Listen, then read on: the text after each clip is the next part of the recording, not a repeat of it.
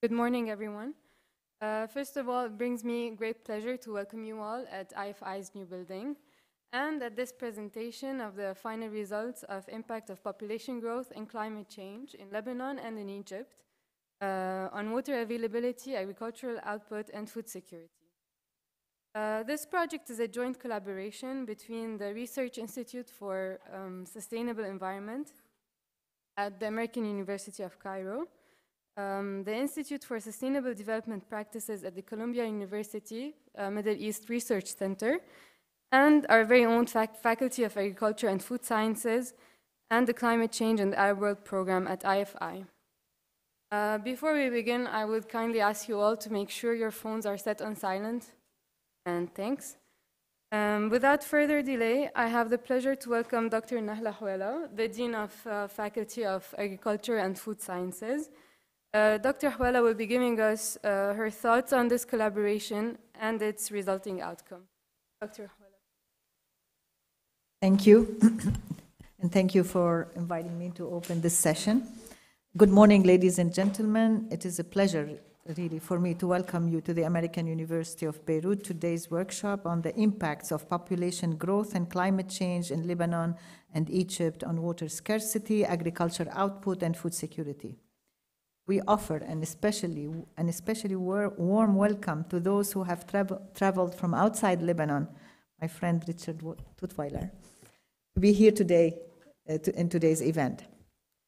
Now, on the importance of the study, I wish to congratulate and thank the research team for their study, their assessment of the impact of climate change and population growth on water scarcity. Public attention to the issues of climate change, water use, and the impact on agriculture is especially high in Lebanon following a dry winter and the registration of 1 million Syrian refugees with the UN. The inclusion of recommendations from the assessment make this study even more valuable. On partnership, I am proud of the work that the American University of Beirut is undertaking in the area of food security, in collaboration with partners like the American University of Cairo, Columbia University Middle East Research Center, Earth Institute, the United States agency USAID, and many others. We also collaborate with CIAM, we collaborate with the National Council for Scientific Research, and ICARDA on the issues of food security. We know that food security is a critical challenge for the MENA region, and sound management of water resources is an essential component in achieving food security. We have emphasized in our research and education that food security is much more than simply agriculture production. It has clear connections to the natural resource management, human nutrition, economics, and agribusiness. I hope this pooling of resource will encourage our scholars and researchers to direct their efforts to deepen our understanding of the many factors that impact food security and to develop approaches and policies that can help us overcome the barriers to achieve food security in the region and globally. The issue that I am raising here is that we have really looked at agriculture as the sole source of tackling food security, and it has proven to be not the only one. There are other issues that need to be addressed, and this is what food security is all about. After all, it is the application of the current research study to the policy that is existing and has drawn such a large audience here today. I would also like to take a moment to congratulate the team on the achievement.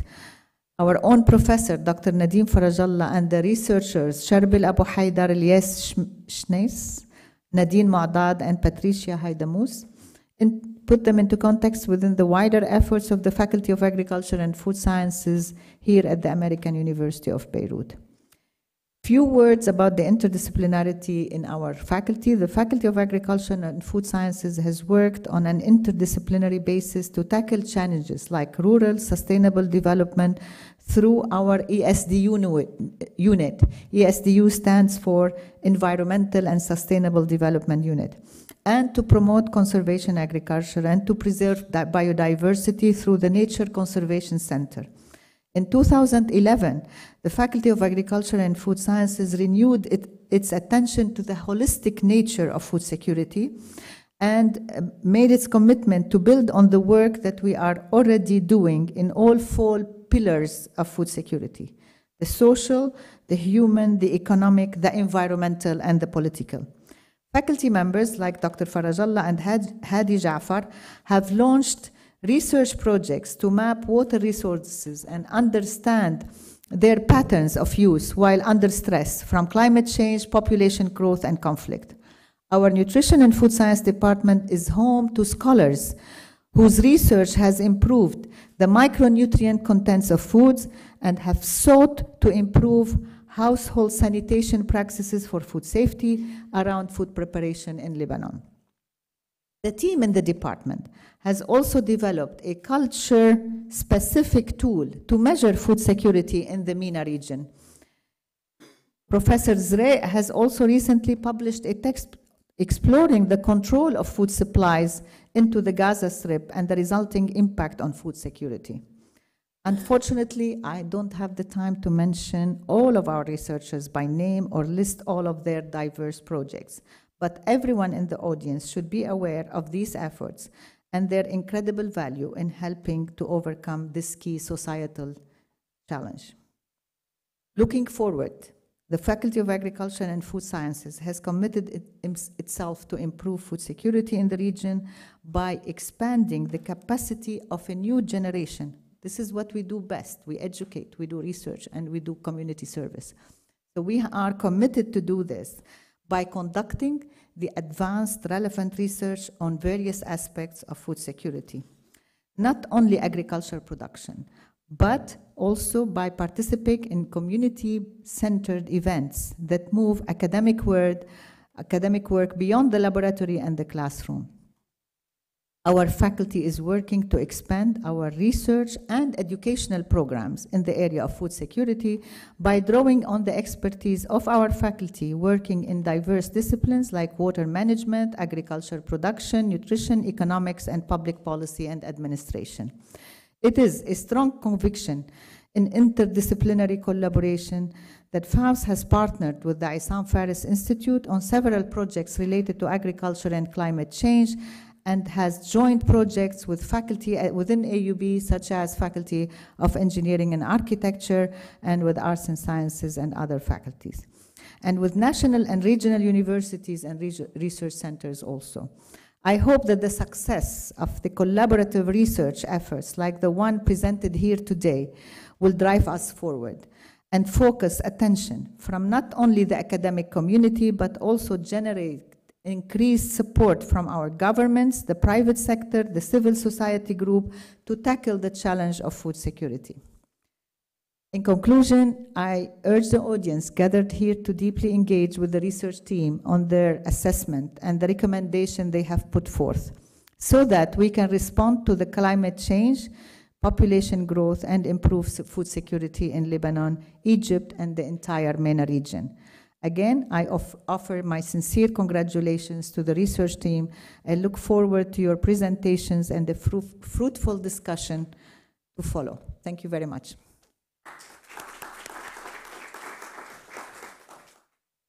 Thank you, Dr. Hwala, for your contribution. We will now have Ms. Diala Al-Dabbas, the manager of the Institute for Sustainable Development Practices at the Columbia Middle East Research Center in Amman, who will give us a general overview of the project as she played a major role in making this project possible. Ms. Diala, the floor is yours. I would apologize for having to leave. Thank you very much. I visited your institute. Yes. Yes.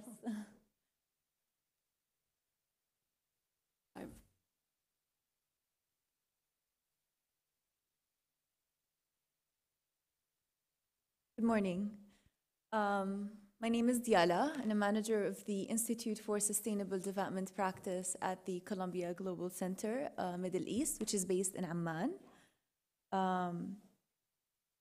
So I think Dr. Nadim and Dr. Rick will provide us with a very detailed overview of the project methodology and the research questions that were tackled. So I want to spend a bit of time talking about who we are and what we do, and then just very briefly providing a segue into their presentations. So the Columbia Global Center in the Middle East is part of a larger a global center network that was established by Columbia University. And it is meant to internationalize Columbia, not by establishing branch campuses, but instead through the establishment of global centers, ones that engage in dialogue with the respective regions in which they are placed in. So the idea is to internationalize Columbia University, while at the same time having a network that is an integral part of Columbia University's infrastructure. We view it as a multi-directional and a horizontal network, one that channels knowledge and research between Columbia University and partner institutions in the region. And this project is a case in point. We aim to bring relevance to academic scholarship and research back to campus. So we do work adamantly to introduce the university to the voices and scholarship that would otherwise be overlooked. And as the Dean of the Graduate School of Architecture, Planning and Preservation puts it so eloquently, it is, in a way, turning Columbia University inside out. Because it allows for faculty and students at Columbia to learn from and build upon research that is developed in and on the Arab world.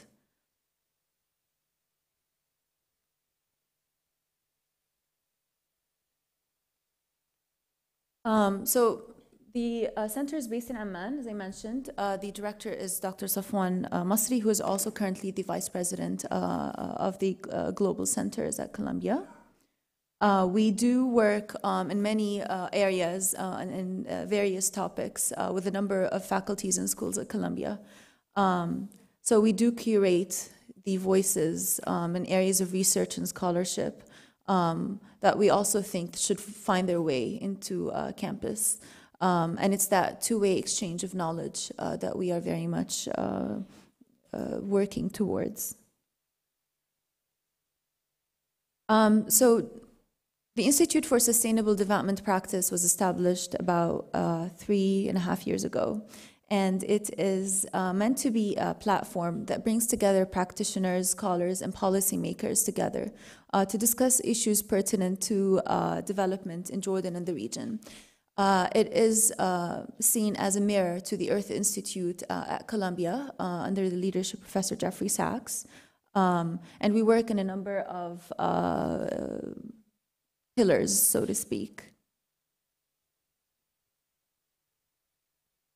So very quickly, on capacity building, we offer a number of core courses and specialized courses to build capacity locally and regionally.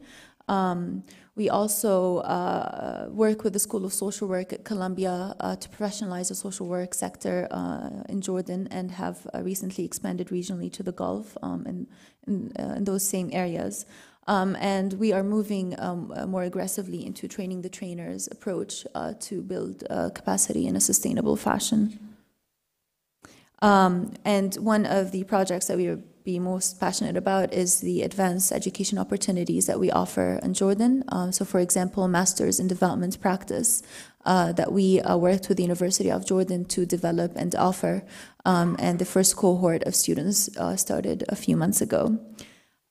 We have also provided technical support services to the government of Jordan, for example, through developing a framework for poverty reduction in Jordan. What is poverty? Who are the poor?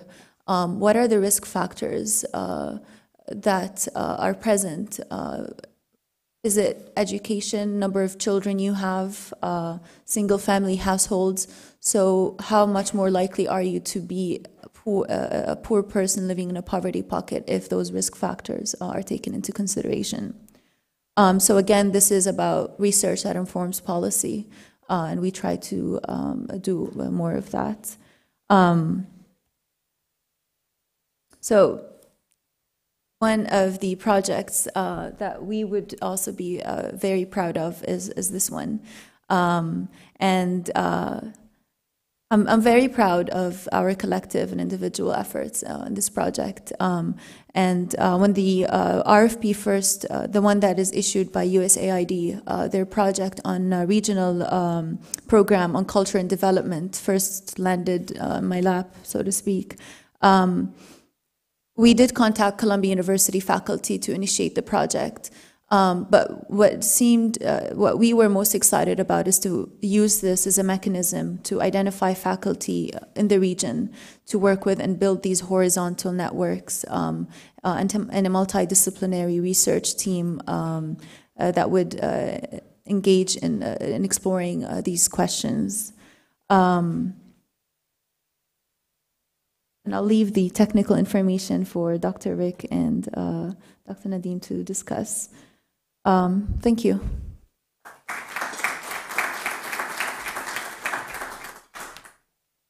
Thank you, Ms. Dabbas. I would like to ask now Dr. Farajal and Dr. Tatweiler to join me. We will now start with the presentation of the case studies and the report results. Dr. Tatweiler will start with the case of Egypt. Dr. Tatweiler is a professor and founding director of the Research Institute for Sustainable Environment at the American University of Cairo. He is an applied anthropologist specializing in rural development and natural resource management. He served as director of the Desert Development Center from 2001 to 2013 at AUC.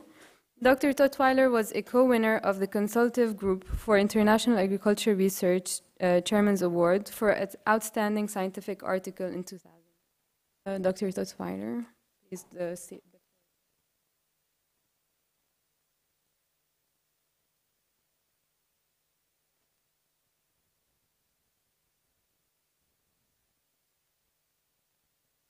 Okay, good morning, everybody. First, let me especially thank the Issam Fares Institute for inviting us here and getting this organized so that we can present to you the findings and the final report for this project. I believe there are actually copies available, flash drives or foyer. I urge everybody to look at the report, and if you have any comments, touch with me and my partners here to in a dialogue on the project. Very briefly, what we want to do this morning is to review the case studies that are presented. And of course, coming from Cairo, our case studies about Egypt. And Nadeem will present the one Lebanon after I'm finished with this.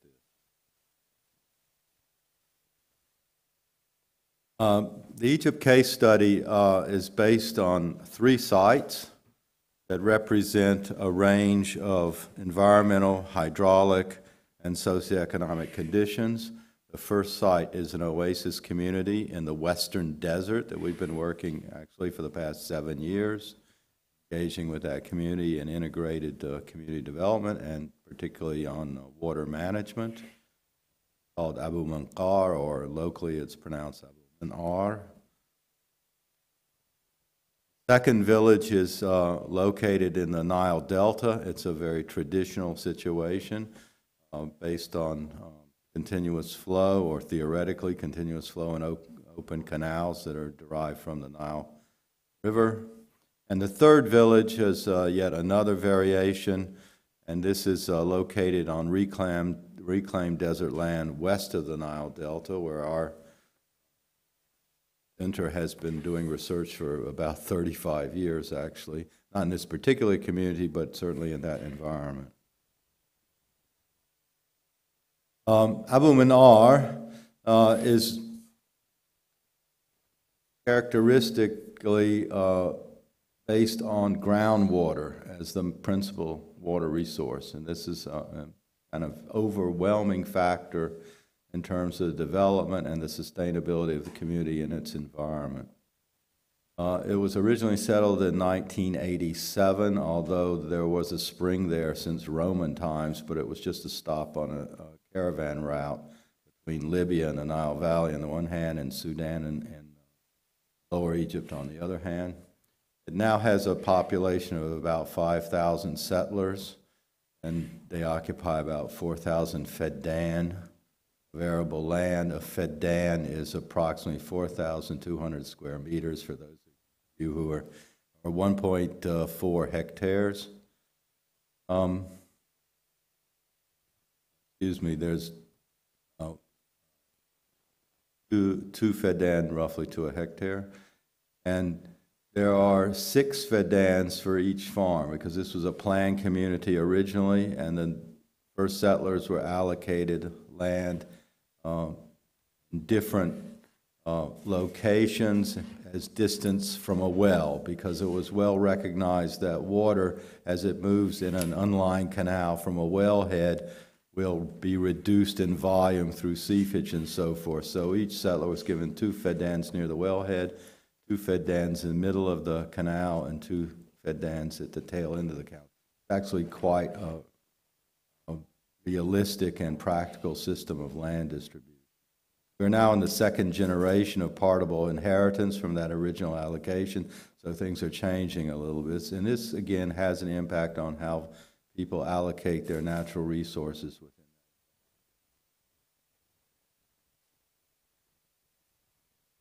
that. Interesting point to make here about land and water relationship. In general, we were quite surprised when we first started working in this community. The people thought that they were extremely fortunate because they were in the desert and not in the Nile Valley. And they thought that for 2 reasons. First, the Nile Valley is very crowded and there's not much land available, and these people were fortunate to get 6 feddan of land, which is, when you have a country where the national holding size is less than 2 feddan, 6 is a lot of land. Although it's desert and it's not built, it's still quite impressive. And the second thing was they thought they had a more dependable water resource in the desert than the people in the valley had. It's counterintuitive thinking, but I'll try to explain it. Roughly, these wells, when they're originally drilled, are based on the Nubian sandstone aquifer, which is under pressure. It's a confined aquifer. Although the supply of water is finite, it is a huge aquifer that's underneath 4 different countries in North Africa, and there's a vast amount of water down there. It was under pressure, which meant that these were artesian free-flowing wells, 24/7. There's water flowing out of them. The people thought they knew how much water they had, but it came all the time, so it was extremely dependable. This is in contrast to the canal system back in the valley. So, interestingly enough, we thought that people would go, oh, we're out in the desert, we have a finite water supply, what are we going to do? But in fact, they thought they had gone to heaven. They had moved from a place where everything was uncertain in terms of water supply to a place where they had a very dependable water supply. That has changed a little bit over 30 years because the pressure in the wells is going down with the use of the wells. So the main complaints that we saw over the past 7 years is a growing concern actually with the dependability of a water supply that 7-10 years ago people thought was inexhaustible. Now, I've mentioned the wells. The government started back in the late 80s by drilling 15 deep wells to establish this oasis. And over time, some of these wells are reducing pressure, and even now you have to start pumping from a great depth, 400 meters or more, to lift water up to use it for irrigation. And in response to this growing water scarcity, the basic strategy of the farmers is to drill private wells collectively, which is a rare example, I must say, in Egypt of collective action within village communities to manage water. And this is a very recent development, as you can see, since 2006, this development of private water supply or private wells. They still are not talking about the finite nature of the aquifer. What they're talking about are the technical difficulties of having to drill deeper wells all the time because, of course, they're drawing down the aquifer, and that means every 10 years or so they're going to have this inevitably as a problem. But they're not really aware of these technical issues. Now, if we look in terms of responses to our questionnaires and discussions with them about livelihoods, farming, and how it relates to water and food security and climate change, we got some rather interesting responses. First of all, climate change is almost inevitably interpreted as rising temperatures. That's no real surprise in the desert. They're not going to be concerned about less rainfall. They don't even know what rainfall is. So, in general, they do blame rising temperatures on something called climate change that they've heard about on television. And it is true that temperature is hugely significant because there is a relationship between evaporative demand, plant growth, and the water supply, particularly if the water supply is limited in terms of the flow. You can't increase it unless you drill more wells and so forth. Therefore, in the summer, you expect a shrinkage of planted area because there's higher evaporative demand, so you can't grow as many crops as you can in winter. Having said that, there are ways that we have worked with the community to actually increase available water without changing the water sources, and simply that's to change the conveyance system from an unlined canal system to a lined canal system, and that can increase the amount of usable water. I should point out that, I'll go back just one last point about this community.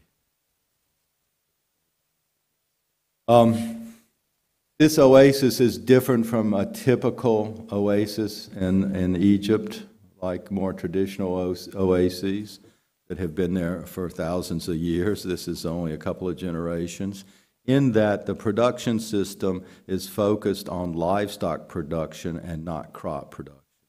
Crops are a means to an end in this community, and the end is to produce animals.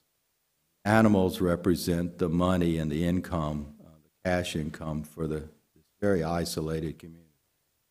Therefore, they're focusing on field crops to grow forage for the animals. This is very water intensive because it's an extensive production system. There are also constraints in the system relating to the livestock themselves. But in terms of water and energy efficiency, it's extremely inefficient because you're producing animal protein, if you will, animal food, rather than the primary product, which could be horticultural crops and so forth, which is what is produced in traditional production.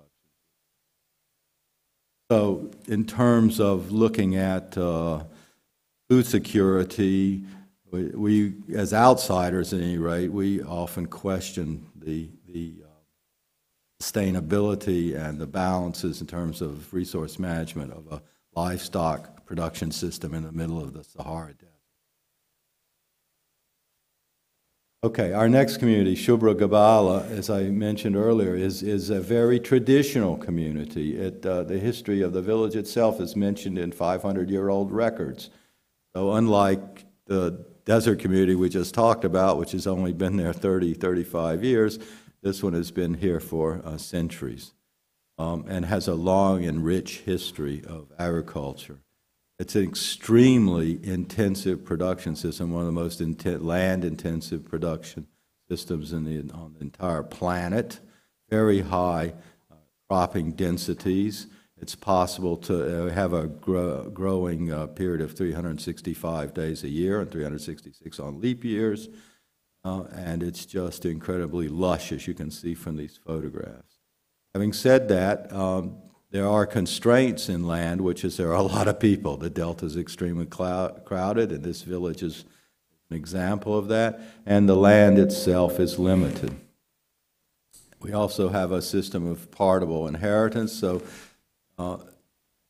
farms, particularly in the last few generations, have gotten smaller and smaller and smaller. They're really just postage stamp farms, we call them. And that has shifted farmer strategies a little bit away from growing things like cotton in the old days. The big export crop disappeared from this system in the last generation or so, and now there's much more focus on food crop production, and a great deal of that, if not most of that, is for self-provisioning the farmers' kitchens. So we have vegetable production, we have a little bit of fruit production, we have some forage production, mainly Egyptian clover to feed their animals. Each farm has 2 or 3 cows, 1 or 2 goats or sheep, but mainly for the household, unlike the animal production system I just described in the desert, which was to grow cash crops. These people are not focusing on cash crop production. They do sell some excess vegetables from time to time when the prices are good, but by and large, we're talking about it's a retrograde in terms of anthropological theory of development of agricultural systems. This is a retrograde situation. We're going back to here, the main issue with water has to do with uncertainty, because and increasingly absolute scarcity. But we start with uncertainty. The system, as we see it today, evolved in the first half of the 20th century as they developed the cotton fields, summer crops, so they had to start controlling the Nile River, which in the summertime was not flowing at all until they built the high dam. And so as they increasingly built hydraulic structures along the Nile, they were to control the flow of water to this village and all the other villages that were growing cotton, so they could grow cotton in the summertime, when in fact there was very little water in the river naturally. So they had stored it at Aswan and so forth and so on. So that evolved a system with free-flowing canals year-round, perennially, and it particularly became more and more intensive after the building of the high dam in the 60s. And at the point at which farmers actually start interacting with the water system is almost directly on the borders of the field, where they lift water out of the canals that the government fills and onto their fields. So the water is delivered at about 75 centimeters below field level and then lifted into the fields. But the farmers can pump anytime. If there's water in the canal, they're free to take water out of the canal. Anywhere, any farmer. It's a very individualistic and opportunistic system. What has happened in the last 20 years or so is that the water availability in the canals has become less certain. It used to be that it was free-flowing, always there. Now it's not always there. So about 20 years ago, they introduced a rotational system. There was so many days on, and then so many days there wouldn't be water, and then there'd be water, and so forth. That system is increasingly less predictable. It's officially there, but the studies that have been done in the Delta in the last few years by the government's own research organizations indicate that the official system is not the reality experienced by farmers. So what that says, I've mentioned here in this slide, that farmers tend to pump whenever there's water, whether they need it or not, because it's there. Let's take advantage of it. So you get a lot of actual over-irrigation. What that means, in fact, is it's not really a water loss per se, because a lot of that over-irrigated water ends up as drainage water, goes into a drainage canal, and then it goes through that system and someone else takes it out. But what it does mean is that the water quality for subsequent irrigations is continually declining, and that results in salt buildups and other things in the soil. And so we have continual increased load of pollutants, if you will, in the system. But it's created because of the water management system, which this village is one part. You can see here kind of how it works. You have this dark blue line, that's the main branch canal that the government is filling on this rotational basis, which you don't know if the rotation is going to be followed or not. And then the light blue canals are canals that the farmers, these are distributed canals, they're called mescas in Egypt, and the farmers take water from the blue canal, the dark blue, and put it in the light blue, and then from the light blue, they'll take it to the field ditches and they'll pump. So there are 2 pumping points there. So if you go to the head of the Mesca, you'll find a big collection of pumps that indicate all the farmers whose fields are along that distributed canal. The red dots here, the red pins along those distribution canals are what has happened in response to the uncertainty and inadequacy of water supply in the deep blue canal. Those are shallow wells that the farmers are digging. So when there's no water in the deep blue canal, they will pump, because then they can't put water in their distribution canal, but they need water because their crops are thirsty, so they dig a well and they pump out of that shallow well.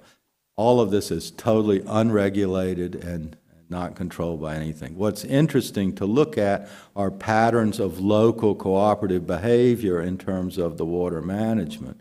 So you have 2 examples here. One is to fill the distribution canals itself, and there's no particular example of cooperation. If I go there and see 10 pumps where one will do, it tells me there's not much cooperation going on. And then the other is who is digging these wells? Are it individuals or is it collections and so forth? And those are the kinds of questions that we were looking at. You can see that farmers are individually at least trying lots of different strategies to deal with uncertainty and inadequacy of water supply. And here you see some of the alternative sources they can use, are using, I should say.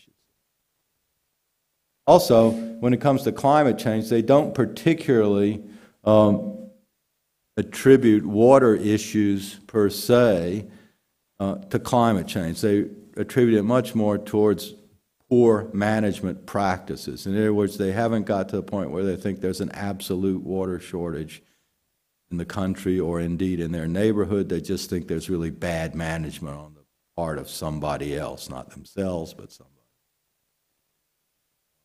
So it's a political issue in their view more than sort of a resource management issue. I've just briefly here went through some of the issues in terms of the livelihoods in the farming system in this village, the intensification of the croppings. This is one place where you went from 2 seasons to 3 seasons of cropping. So they're moving more towards intensive horticultural and vegetable production. They're getting away from long-term field crops, seasonal field crops. And that means more water demand for the same amount of area. And there is a lot of problems with the canal. I have a picture here of all the garbage and so forth in the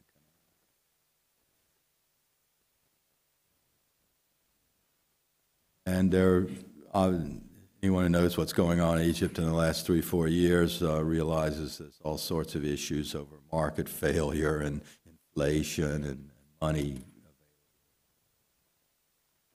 Okay, the last of our 3 cases is yet again a big contrast to the other 2, and this is a village called Imam Malik. It's a planned development village on the western desert fringe of the delta. It's located about 15 meters higher than the delta, higher than the Nile, and that's the reason why it wasn't cultivated for thousands of years. Those 15 meters, and now they lift the water out of the Nile basin and into the desert here. And they've, in the last, since the 1950s, this area represents about 25% of Egypt's total cultivated land, reclaimed desert, past 60 years. And it's very different, of course, from the old land, or indeed from the oasis community as well. Mainly sandy soil. There's some clay in some areas, so it has very low water holding capacity. So water management at the field level is a really tricky thing. And in general, the government has had to, or tried to introduce modern pressurized irrigation systems to increase this water efficiency. It's in fact illegal to use the small basin flood system, which is predominantly in the valley, and indeed in the oases as well. And they have settled deliberately many people out in these communities. They started off settling university graduates back in the 70s, and in the 1990s, due to changes in the tenancy laws, we had many displaced tenants who lost their tenancies for generations and were landless, and there were social unrest. So the government said, if you can prove that you've been displaced because of this so-called land reform, we will give you a farm in the desert. They didn't have that many farms in the desert, so they had to give them tiny farms in the desert. And so this particular village has actually displaced tenants from the Nile Delta, and they each have 2.5 foot dam. But it's theirs. And many of them grateful to be there because they actually own land for the first time in generations. But it's desert land, way far away, inadequate infrastructure. And so, although they're receiving Nile water, it's totally dependent on electricity to pump the water out of the Nile on behalf of the government, and then to put it into pressurized pipes from the canals that are running through the desert and deliver it to their fields. Every 8 farmers or every 8 holders share one single electrical pump in common. This is kind of key issue right now, mainly because of no electricity, the uncertainty of electricity supply. For them, it's not a problem of water scarcity, it's a problem of electricity scarcity. And I know people here in Lebanon have been living this issue of electricity supply for decades. But in Egypt, it's a relatively recent phenomenon. We're now, in Cairo at least, we're getting about 3 cuts a day. But out here in the new lands, it can go on for days without electricity. And without electricity, the irrigation system, modern as it is, cannot function. So a lot of it has to do with the electricity cuts and inadequate distribution. Again, they don't see this particularly as an issue of water as a resource, as they see it as a management problem. But the responses are somewhat similar to those we see in the other communities. First thing you do is you try to find water underground. When there is some water underground, because this is just accumulated drainage water from previous irrigations. There's no actual aquifer under this village. But as a temporary measure, you can supplement your Nile water with ground drainage. It's stored drainage water.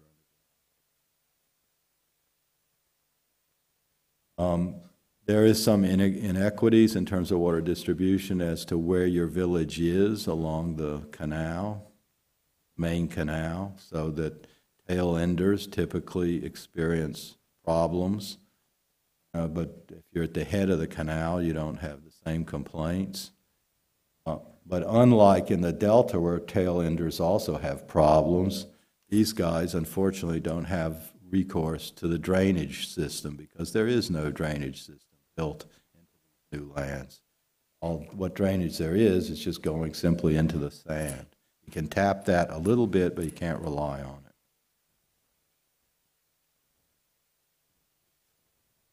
We have reported yield losses due to irrigation water, lack of irrigation water, and also climate change, which to them means heat waves and heat spikes and things like that. And those have been, at least as reported by the farmers themselves, have been a problem more and more in recent years. I mentioned about the collaboration, which is an interesting thing. Because you don't see it in other places, but it's more structural than actually social. I wouldn't call it a form of social capital at this point. We have the saline water problem because, after all, it is just stored drainage water and so forth. Having said all that, in this community, we do see some changes in the production system. I mentioned the other two. So for this one, this one is more following a classic trend in that there's a progression. Originally, settlers 20, 30 years ago in these areas were introduced to field crops such as peanuts on the sandy soil as a cash crop, and then a winter cereal, and then they might do a summer legume and then a winter cereal, or they might do a winter legume and a summer cereal, typical Mediterranean rotation.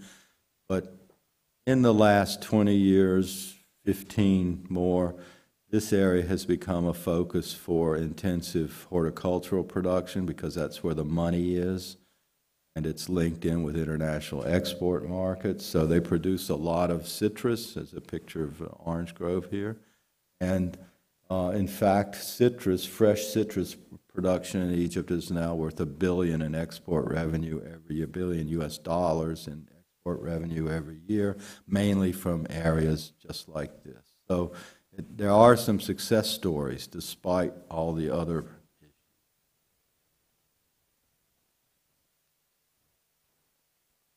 But as I say, there's a progression from field crops and more towards horticultural crops, perennial crops, and greenhouses. Because of the small land size, greenhouses are actually an efficient way of producing if you can get the money to build them in the first place. Okay, so we have here a summary table of the 3 case studies. I'm not going to dwell on this because I've already dwelt on it, but this is just a summary. It's I believe it's in the final report like this. So let's get to the take-home wisdom. We have some general recommendations.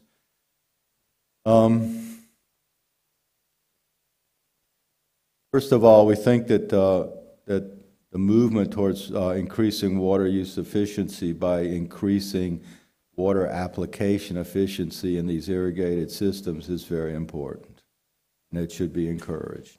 And it's particularly the case in those areas such as the Delta, where you could get a quicker marginal increase in the efficiency.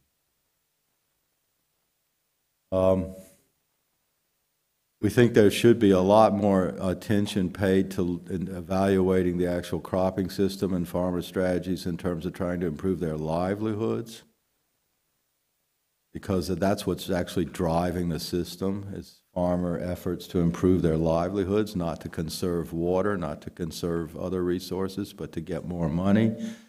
So we need to work on ways of supporting their choices so that those choices actually are win-win situations, both for the farmers and for the environment.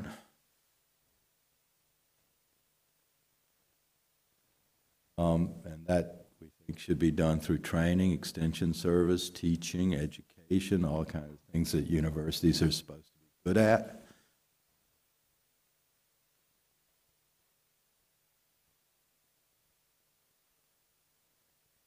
We also think there needs to be more attention to collective action and cooperative behavior.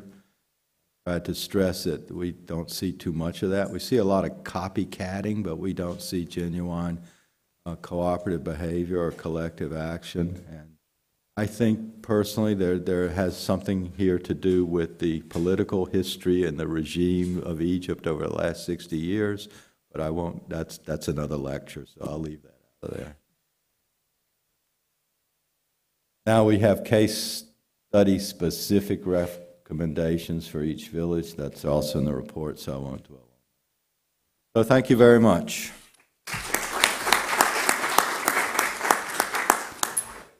Thank you, Dr. Tatweiler. Now we will have the Lebanese case presented by Dr. Farajala.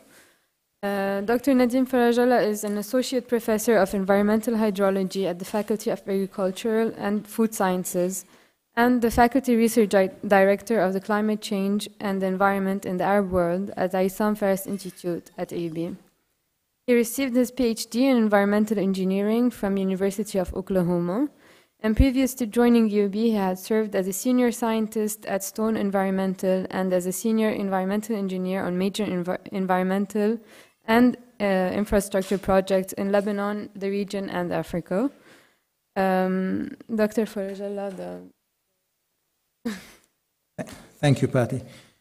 In starting out, I'd first like to recognize the great efforts that were made by our Lebanon team, and they're sitting right there. We've got Nadine Ma'dad, Sharbil, Abu Haidar, and Elish Nice. And also Patty here worked on this with us. And also the team from CUMERC, Nasma, and we had Muhammad before with you as well. And then AUC team made all this work really pleasant to do. We've had lots of hardships getting through this, but it was really worth it at the end of the day. So I'm going to go over a few bits and pieces of information fairly rapidly, just to set the stage for our case study. We are significantly smaller than Egypt in population. We're barely a neighborhood in Cairo, I think. But our population growth rate has declined significantly. We're at nearly a little bit less than 1%. Our age group is fairly young, and a little bit over half of the Lebanese population are females. What is significant in Lebanon is the huge number of refugees. We've got 425,000 Palestinians that have been resident here for a while, but the influx of refugees from Syria has been a great drain on our resources and society in general. Water resources, we have about 8.6 billion cubic meter of rain and snow over Lebanon, and these are drained by 40 streams, about 17 of which are perennial, draining about 3.9 billion cubic meters into the sea. Two major reservoirs are found in Lebanon: the Qira'an Dam, which holds about 220 million cubic meters, and the tiny little brother in Shabruh up in Kasserwan that holds about 8 to 9 million cubic meters. This is the interesting part. We are always known to be, the water center of the Middle East, and we are blessed with lots of water, etc. Maybe that's true. But the demand on water in Lebanon ranges on average around 1,500 million cubic meters per year. 61% goes to agriculture and 18% for domestic use, with 11% going to industrial use. The interesting part is less than 1,000 cubic meters per person per year is what is available to the Lebanese citizenry. And next year, or a little bit before that, it's expected to drop to 839 cubic meters. Our infrastructure in terms of water is breaking down. It needs upgrade.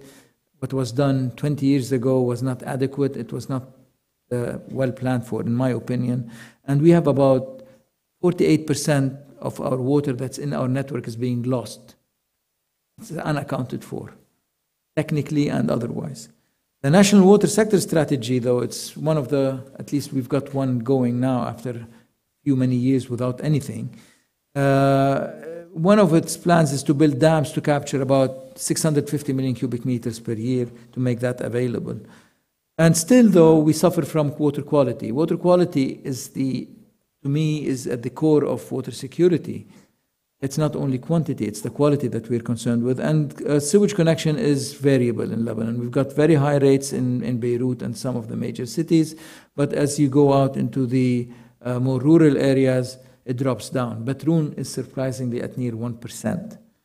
We've got now 2 operational treatment facilities treating about 8% of our wastewater, and overall, about 80% of our rivers are polluted with untreated sewage and agricultural and industrial drainage.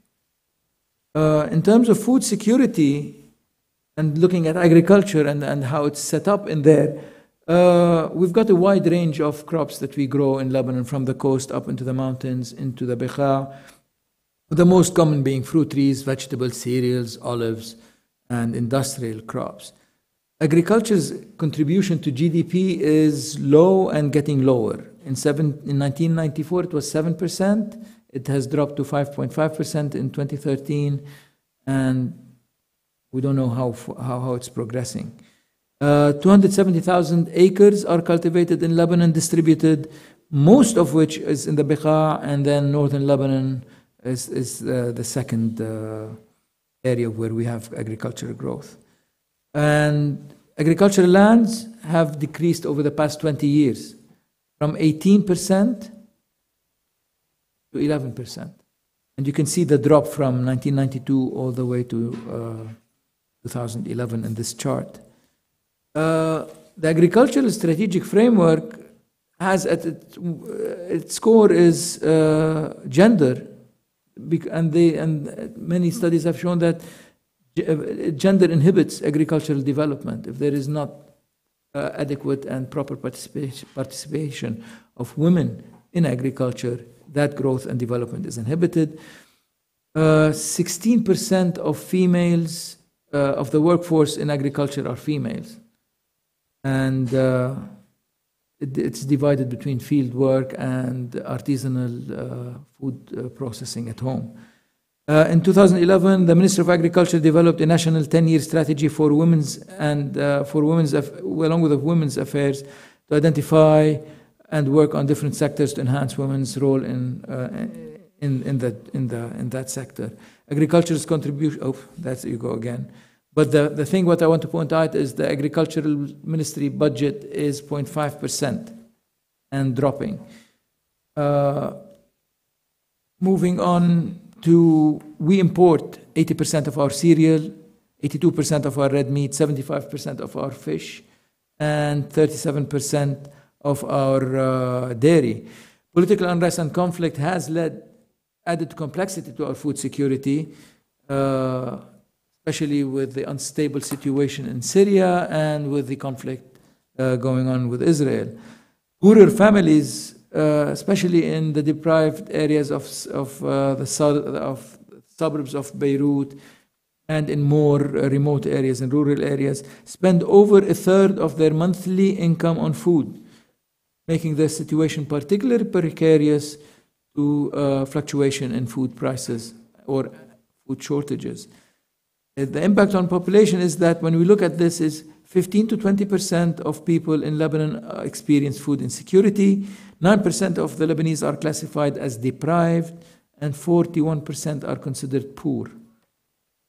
Nutritionally, we found that 25% of children under the age of 5 and 33% of women have shown to suffer from iron deficiency, and 16.6% of Lebanese women of low socioeconomic status have suffered and are suffering from anemia. When we look at climate change, we've got various microclimates in Lebanon because of the different physiographics of the country. Regional climate change simulations predict that by 2040 the temperature increases by around 1% up along the coast and up to 2% in the mountains. And by 2020 the increases could be up to 3 to 5 degrees Celsius. Precipitation, we expect significant reduction by 2040 by about 10 to 20%, and by 2090 it's expected to reach 25 to 45%. This is also mirrored by climate models for the MENA region, where runoff is expected to drop to 20 to 30% and groundwater recharge by 10% or more. Drought is expected to start earlier and stay longer, and rainfall and snow are expected to decrease significantly. Snow, as precipitation might decrease by 70%, especially when we couple that with a 4 degrees Celsius increase in average temperature. It is expected that by 2020, the elevation to which snow will reach, it used to be much lower than that, is 1,900 meters. Keep in mind that around 40, 50 years ago, Dahr al-Baydar was a ski resort. People used to ski in Dahr al-Baydar. And water quality associated with all these decreases in precipitation and river flows is going to decrease. Population growth in Lebanon is slower than in other countries in the MENA region, and the problem is population density in Lebanon. Added to this is the Syrian refugee influx. We cannot overstress this. It is really important. And climate change will have an effect on temperature that may require chilling, and requirements will affect chilling requirements for agricultural storage and affect productivity of certain crops. I will move through these fairly quickly. I want to get to our field survey, what we did. We selected for our study 2 regions. One is in the Beqa, the central Beqa, because it is, as we saw, the leading agricultural production region in Lebanon. It's famous for open field crops such as wheat, barley, onions, grapes, and high quality fruits and vegetables. And we selected Mount Lebanon because it represented the elevation, the mountain aspect of agricultural production. It has supposedly more water resources, but lacks large land tracts suitable for agriculture. It is all nearly terraced. The fruit crops are grown, especially apples as a lead, with vegetables and greenhouses, vegetable growth in greenhouses and unprotected areas. The areas we worked with is in Fardebien, we chose that. And in the Beqa, we looked at Talya, Britel, Taraya, Riya, Haush Baradi, Shmistar, Haush Refa, Bidnail, Baychema, Sar'in, Nabishit, Tamnin al-Fawqa, and Zahli. These are the areas that the team had for surveying. We excluded 2 areas. We excluded the north because of the security situation, and as we did the south. And especially we didn't have a large research team, and we were very constrained with time and funding to reach that. So what are the key findings overall? In agriculture, various crop varieties that are drought and heat tolerant are available on the markets, and some farmers are starting to use those. There are changes in cultural practices where farmers are planting earlier and harvesting later, or vice versa. This is an approach that is common in adaptation, and farmers are practicing this. Selecting different crops to cultivate is another major adaptation measure that is being used by farmers. In water resources, there is a general complaint countrywide about the change in rainfall patterns. It's anecdotal. It's supported in part by research, but this is what we're presenting here is what farmers perceive. Snow cover is changing, becoming more restricted in extent, and they believe this is what's affecting groundwater recharge. Farmers are known to seek alternative water sources because of this lack of water. More land is now being brought under irrigation, with reliance on surface irrigation giving way to sprinkler and drip systems. Land use, we found that land use fragmentation is a major problem. The post-stamp farms in Egypt are a luxury here. I mean, we're a fingernail farms probably. The parcels in the mountain area is much smaller than in the Beqa, and urbanization is a serious threat to agriculture. Just look over the Beqa now and look at it 10, 20, and 30 years ago, and you can see the expansion of villages and cities there. Food security, fewer farmers are full-time farmers. More are seeking alternate employment. So farming becomes a secondary job. There is a disparity in the number of women working in agriculture between the Beqa and North Lebanon, South Lebanon on the one hand, and in Mount Lebanon on the other. The latter has fewer women working in the field. The Beqa, we saw that in person. The South and North, we looked at in the literature.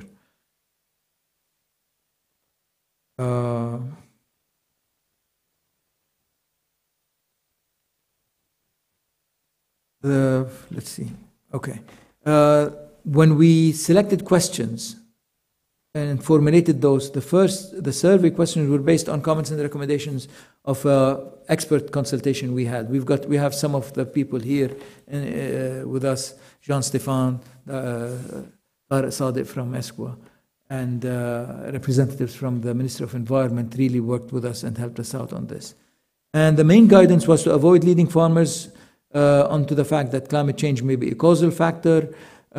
We wanted farmers to disclose their perception on what their production problems were and what the cause for that is or causes are. And we wanted to talk to farmers first by focusing on general issues and then move on to climate change related matters. We had two sets of surveys. One was directed to farmers and one was directed to municipality leaders. We wanted to look at the perception from the leadership point of view.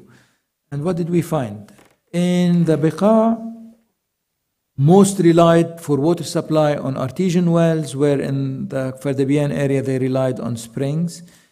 And in the Kfardabian area there was shared water network that they worked with, and they had other means, basically trucking in water base, we would think. The irrigation methods in the Kfardabian area mostly was furrow, whereas in the Beqa we had drip and sprinkler. Kfardabian had fewer drip. They were moving into drip. In the Beqa, 62% of the population in 3 municipalities are hooked up to a water supply network as population, not as farmers. And the range was anywhere between 30 and 90%. On average, 53% of the population in the 3 municipalities that we were able to, that had municipalities, the towns that had municipalities, had access to sewage networks, and that was anywhere between 15 and 75%. In Kfardabian, 50% of the population had access to the water supply network, and a similar number had access to sewage. 50% did not have any.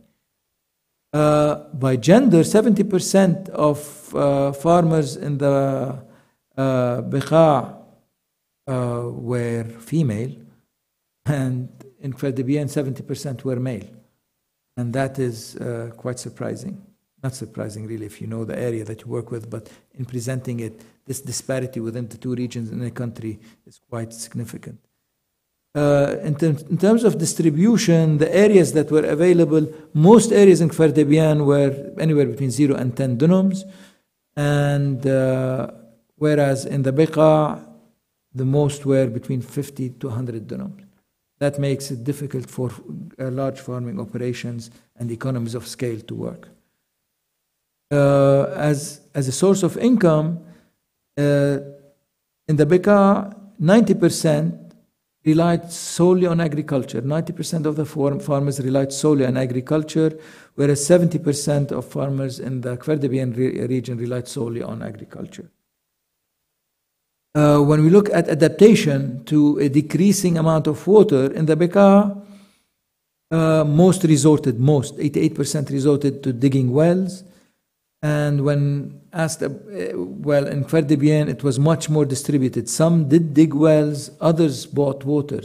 So they went out and filled up tankers and brought them to their property to distribute water. When looking at production practices, in the Beqa, most farmers changed planting time. And then some did change what they're planting. And fewer looked at irrigation patterns. In Kfardabian, the changes in crops planted was, or the varieties that are planted took precedent, and some did change planting time, and fewer did change irrigation pattern. Distribution of agriculture type in the Beqa, most are open field. We've got around 30% that are protected, and orchards are very minimal. In Kfardabian, most are orchard, looking at orchard production. Land use in the Beqa, we've got 37% was residential, 10% rangeland, and 53% agricultural. Whereas in the areas that whereas in Kfardabian, we had 40% agriculture, 30% was other uses, where we have ski slopes, we have tourist areas, etc. Wooded land was 20%, which did not exist in the areas we looked at in the Beqa, and 10% was residential. What did we find in the Beqa as a summary for our case studies? 97% of the total area is, of the land that was under agriculture is irrigated. Most lands are medium-sized. On average, 22% decrease in agriculture was reported. 90% of the farmers depended solely on agriculture. Income of farmer from agriculture, 48% was from greenhouse production, 40% from open field, and 12% from orchards. This is where we look at population. 2 towns had Syrian refugees that we looked at. Talia had 50 refugees within a population of 500, so that's 10%. Hash al-Raf'a had 250 refugees out of a population of 6,500. Riyah had no refugees. These are the 3 villages that had municipalities that we worked with. In Fardebien, all lands are irrigated and all are small, less than 30 dunums. We saw that most are within less than 10 dunum. There were on average 2 workers per dunum, and there is a 15.5 observed reduction in production. 70% of farmers depended on agriculture as a sole income, and most of the income comes from orchard and only 5% from open production. Fardebien has a large number of refugees, 2,000 out of a population of 30,000. So what are the recommendations that we found per site that we would like to share? For Fardebien, we looked at there is a need for more irrigation, more efficient irrigation infrastructure and management practices, as well as the need to upgrade and move away from furrow irrigation, flood irrigation to micro sprinkler or drip irrigation, and to build storage facilities. Who would implement these and who would fund these? Governmental institutions, NGOs, and we could look at foreign donors. The obstacles to this are land. Areas are small, the terrain is difficult to work in, and the cost is prohibitive. The best way to overcome this as a recommendation for us was to secure funding from donors and even from the Ministry of Agriculture, but that requires the ministry's budget to be increased significantly. We could secure loans from banks, agricultural banks, if there are some around, and some governmental institutions like IDAL. We can adopt integrated pest management techniques with the help of the private sector and NGOs. The issue with this is some farmers don't know or are not educated enough about the different forms of IPM, and the cost sometimes may be prohibitive. To overcome this, we have to train these, have training sessions, reach out to people, build capacity, and then have extension agents follow up. There has to be an improvement in orchard varieties available to farmers, and this has to be done and can be done through governmental institutions, NGOs, and private institutions. Agricultural companies stand to gain quite a bit if they get into this. Again, lack of know-how and higher costs are the obstacles, with technical training and outreach and quality control being an important measure to overcome these. Conservation agriculture is important to be introduced into these areas that will help us save on water, and as well, if we can move into intercropping so that we can increase the productivity of the land and increase income to farmers. Governmental institutions and NGOs have a role to play. Again, lack of know-how. It's not necessarily that the farmers are ignorant or illiterate in this. They have to be trained on this. Some of the techniques are new. These are newly introduced, so we have to introduce them to farmers. Farmers are willing and capable of learning. So we have to make this available to them. And we have to make, for this particular issue with conservation agriculture, we need to have new equipment made available to farmers, and we have to provide technical training and make sure that local suppliers have access to the market for no-till equipment. In the Beqa, again, more efficient irrigation and infrastructure practices are needed. For protected agriculture, we need to have improved greenhouse structures.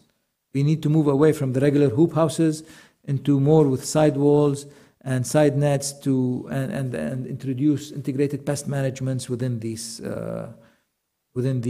structures. Private sector and NGOs have a big role to play to overcome the obstacles of know-how and cost. And we need to work with local companies and make loans available locally. Grafted vegetable seedlings and other varieties introduction are also required, similar to the Kfar Debian area, as is conservation agriculture. Here it can be introduced on a much larger scale, especially for field crops. Overall, summary, we need to improve cultivation practices. We need to better manage our water in terms of technical use and management.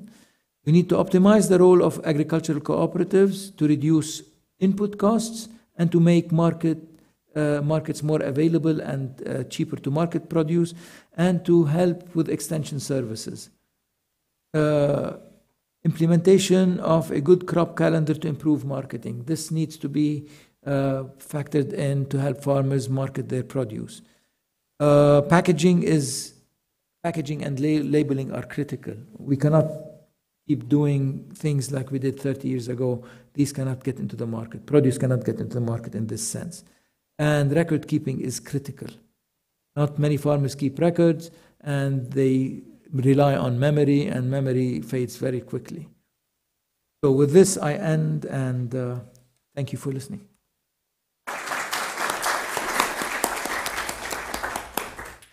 Thank you, Dr. Farajallah. I would like to invite Ms. Diala back on stage with us. We're going to have a round of questions, maybe like 3 to 5 questions at a time, and then that'd be okay?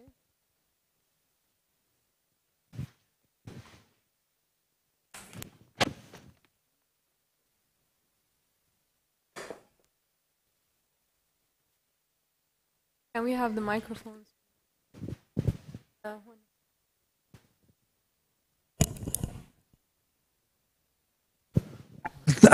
Thank you very much.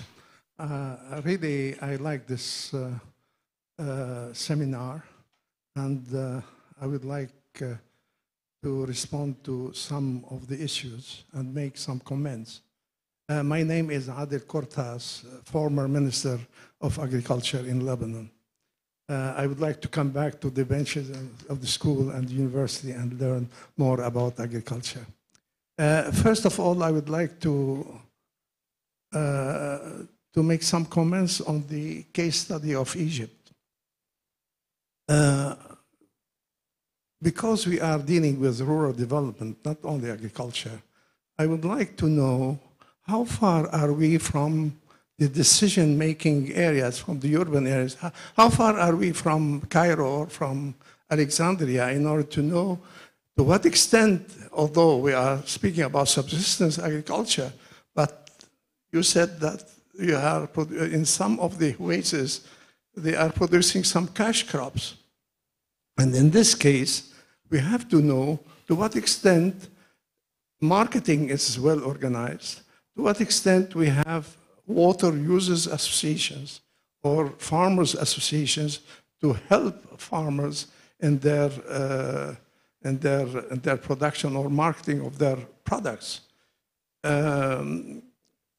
Altogether, and this applies also to Lebanon, to what extent water users associations exist either in Egypt or in Lebanon. And in this way, we can organize better irrigated agriculture. My next question is related to farmers' techniques, irrigation techniques.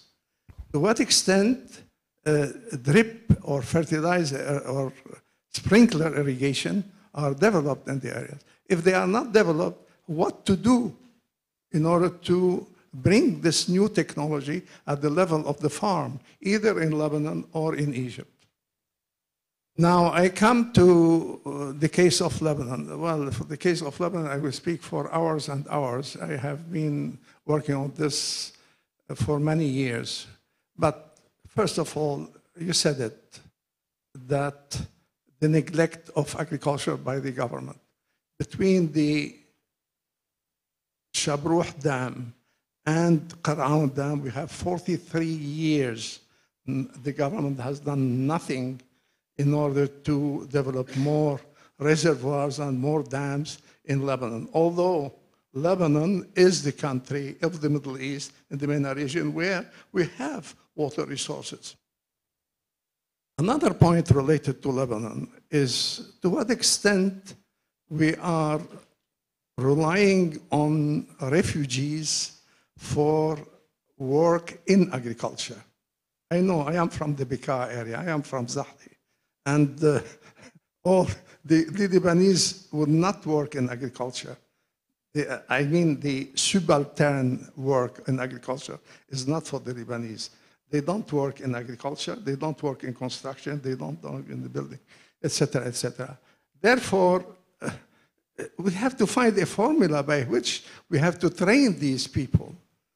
Are we going to train the refugees? Yes, yes, we have to do this. The big problem of Lebanese agriculture is the cost of production.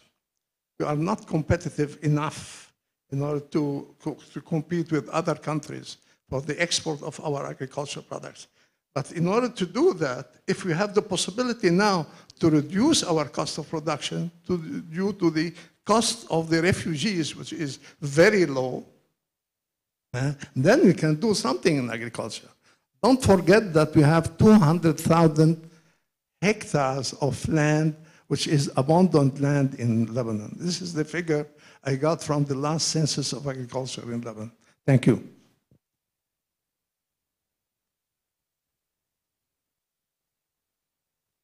Yeah, I'd be happy to. Thank you very much for these observations and comments. They're most appreciated. And I think they're spot on, actually. In looking at our 3 different sites, they stand out along the same dimensions that you mentioned. For example, how far are they from the decision makers? That's both a geographical question and a kind of political question. In the case of Abu Manar, geographically it's 700 kilometers away from the decision makers, which in Lebanon is too far away, obviously.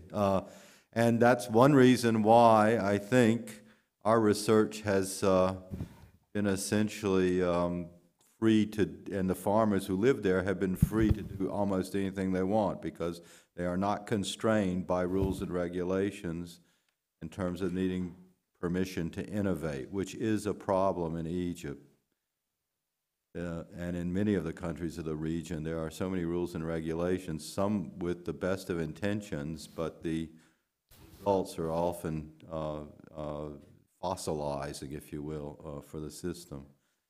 So, in this Abu Manar, we have a very vibrant farmer association that is completely generated by the farmers themselves. Although there's an official farmer association from the Ministry of Agriculture, there's an official development association from the Ministry of Social Development, there's an official association from the Ministry of Water and Agriculture, and there's so many official associations, but they're all linked to a particular line ministry, and they don't cooperate at all, and they're all different things. But now there's a local farmer association that's taking the lead to develop the lined irrigation canals. They're talking about marketing. They have a women's group who are working on poultry production and so forth and so on. So in that sense, the farther away you are, the more freedom you have to do some innovative things. There's also good to be close. If you take Imam Malik, this is an area where the government, in terms of agricultural investments, has heavily invested in the last 20 years, these new lands. They called it the Mubarak National Project.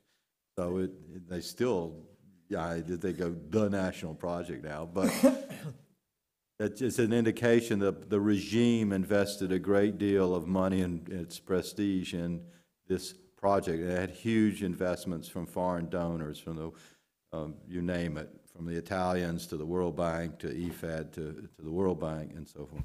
So even USAID put money into it. So they have a lot of infrastructure in terms of at least, if I can say, extension work, in terms of modern irrigation systems, so forth. So it could not overcome the electricity problem. But in terms of marketing, they are really, they're the most advanced area. The majority of the marketing is private sector, particularly the export market. But the private sector, we did not talk about the private sector commercial farms. They're also located in the same area.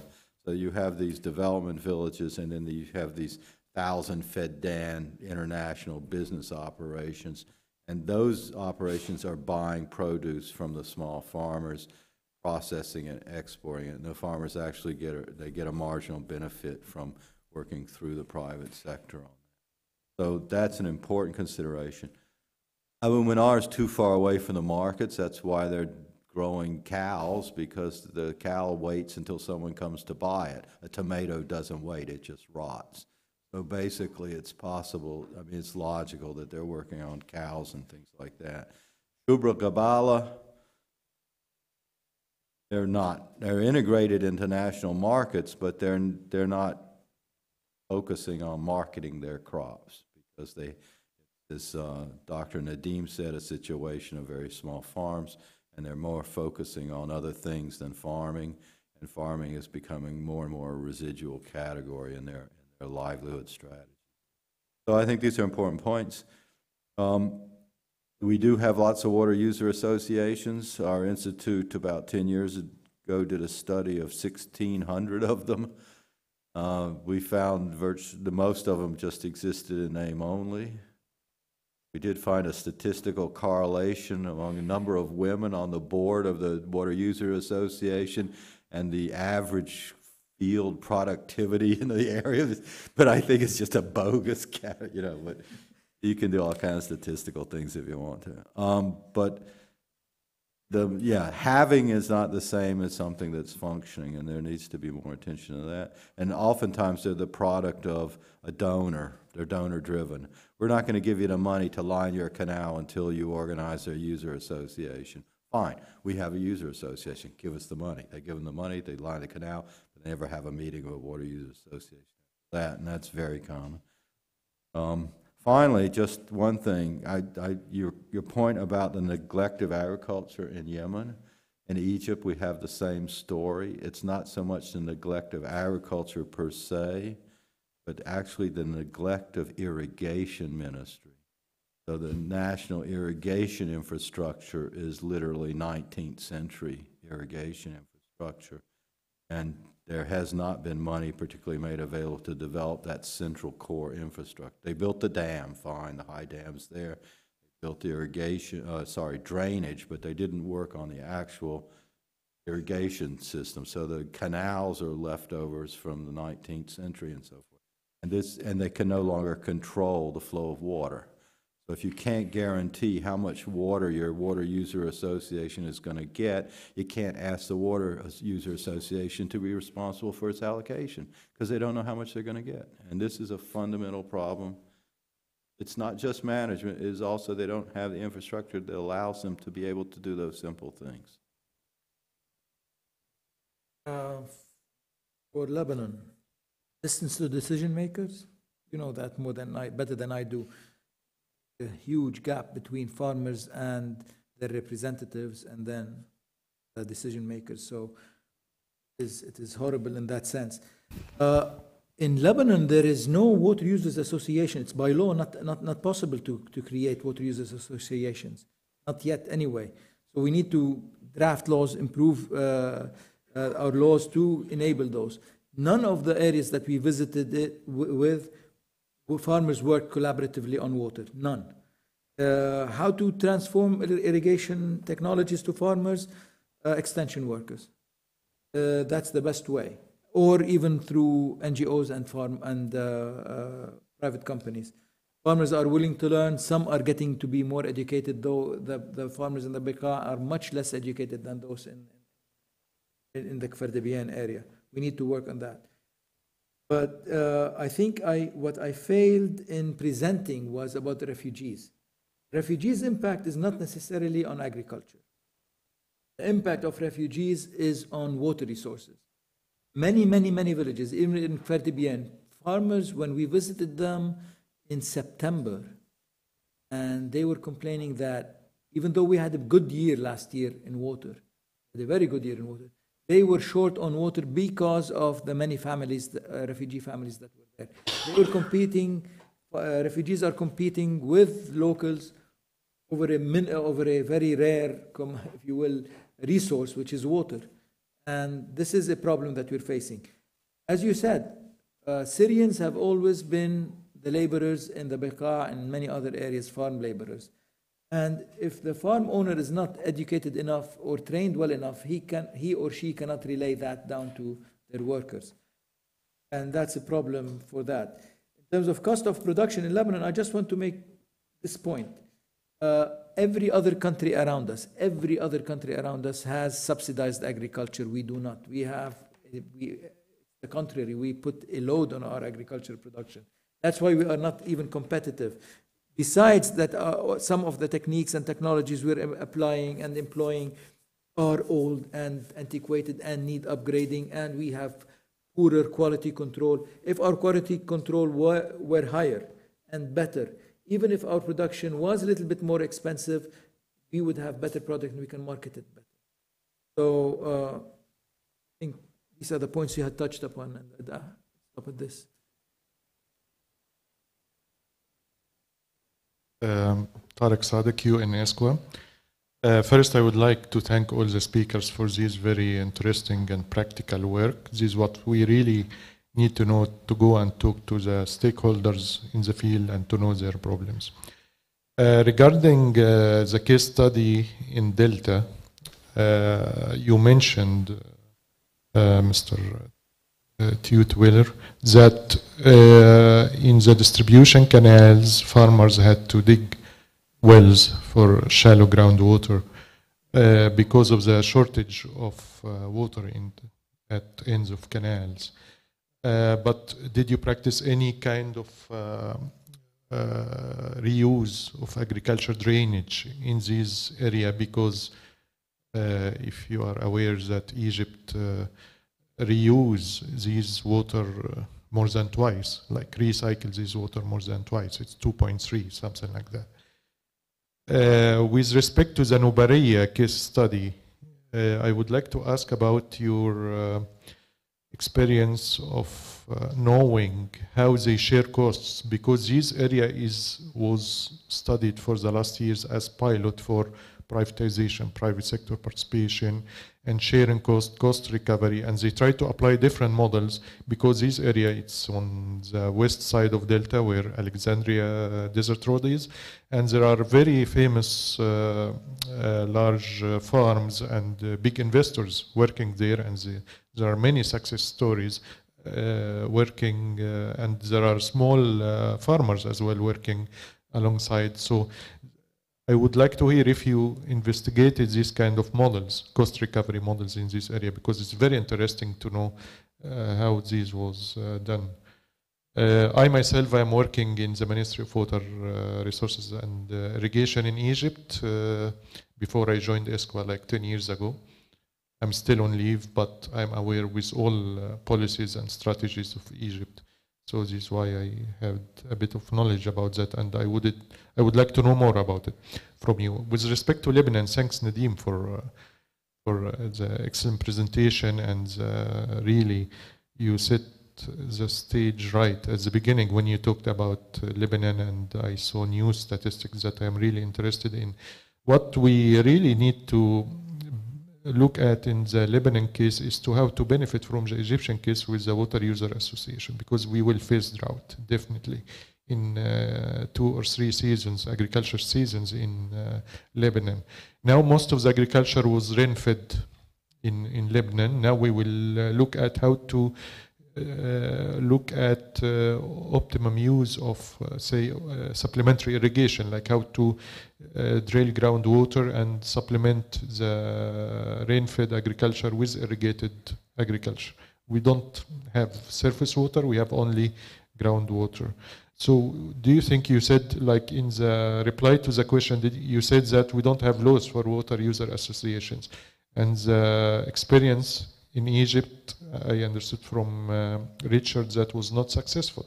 So there are many donors, especially the Dutch, have been working on water boards for ages in Egypt, and they did piloting and they did look at the laws. Can we extract some lessons from the Egyptian experience to Lebanon to deal with the drought in the near future? Thanks. Shall we take another question?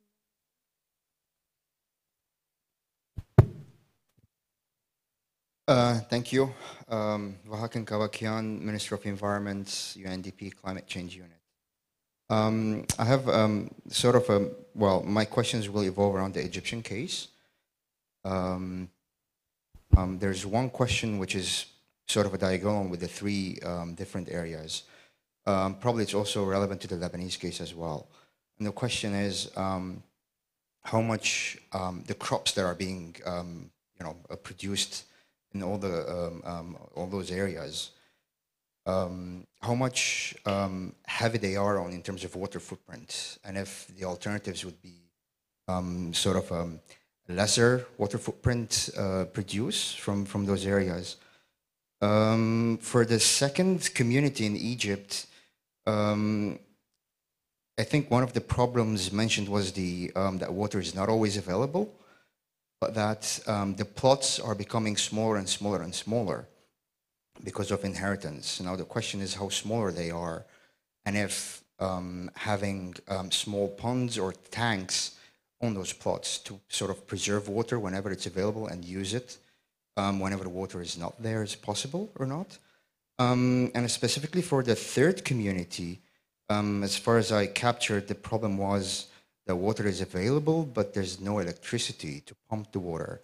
How feasible it is to use decentralized photovoltaics, for example, to use the water pumps so that water is more often available, to be used in the agriculture practice. Thank you.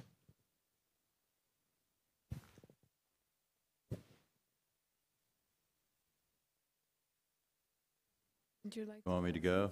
I don't know which. I'll start with the question about the Delta case study. Excellent point about the reuse of drainage water. I didn't want to go into this. It's a very important statistic that was mentioned that if you look at Egypt's national water balance, they use far more water than they receive, and you say, how does that happen? How does that work? It can only work by recycling. So about 40% of the water that goes into agriculture is used more than once. Go towards the end of the system, towards the lakes at the north end of the delta, just before the sea. You're finding people are using virtually nothing but drainage water by that point because it's been used over and over. Very significant issue because of the effect it has long-term on the soil and on the crop quality and so forth.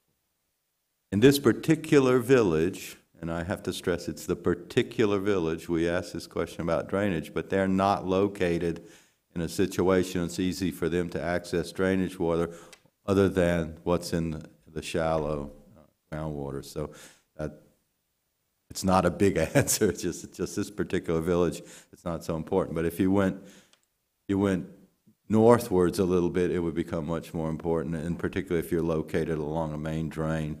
And we find that even tail enders on the canal distribution system don't suffer so much as those in the middle because tail enders tend to tap in from the drain that's at the tail end, collecting at the end of the command area.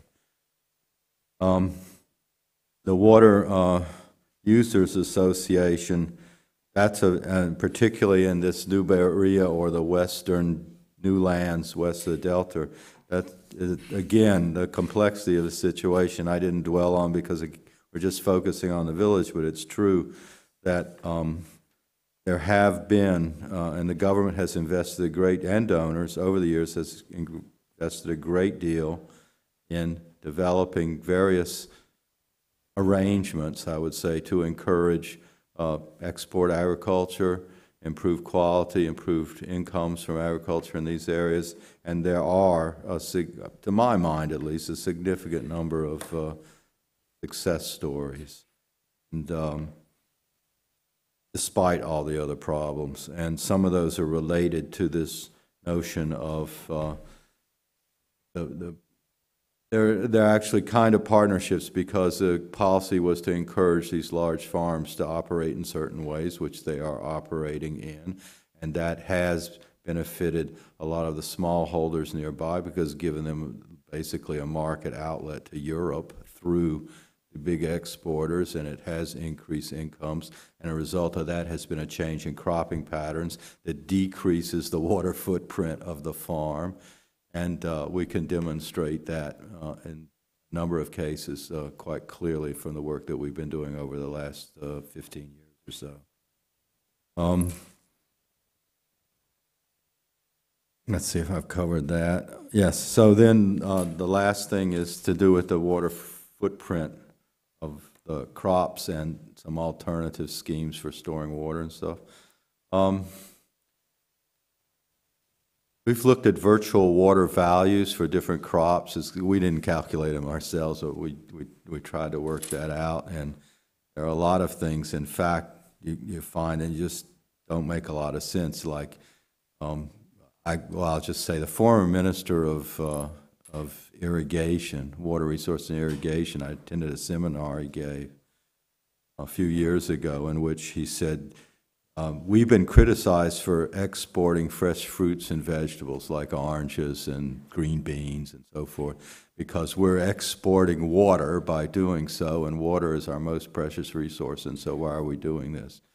And it's been calculated that we exported about 900 million cubic meters of water last year in fresh fruits and vegetables, virtual water. He says, yeah, but that has to be set against what we import every year in virtual water, and it's 10 times that.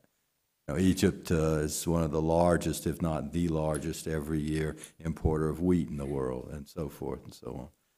So it gets a little tricky, because at what level are we going to see where the comparative advantages lie?